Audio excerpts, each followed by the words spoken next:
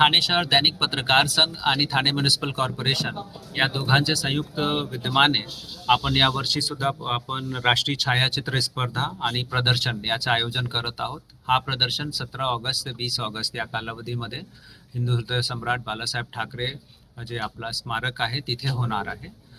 या प्रदर्शनामध्ये आपण एक आंतरराष्ट्रीय दर्जाची ज्युरी यांचा समावेश केला आहे, जे साधारणतः 300 विविध छायाचित्र आहे ते आयडेंटिफाय करणार आहे.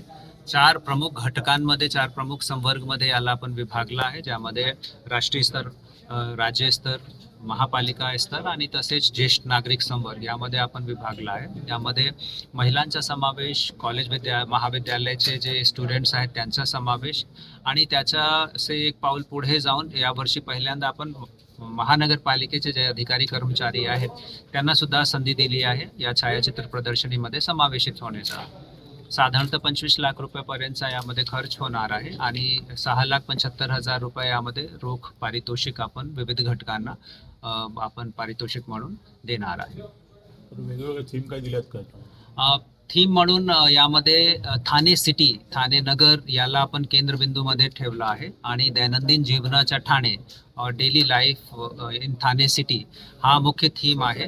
हा थीम व्यापक स्वरूपाचा आहे आणि साधारणतः आपले आयुष्याचे जे विविध पैलू आहेत ते सर्वांचा यामध्ये समावेश होऊन जातो, म्हणून या पद्धतीचा थीम यावर्षी स्वीकारण्यात आला आहे. जी हां, यावर्षी महापालिकेचे अधिकारी कर्मचाऱ्यांना सुद्धा आपण संधी दिला आहे.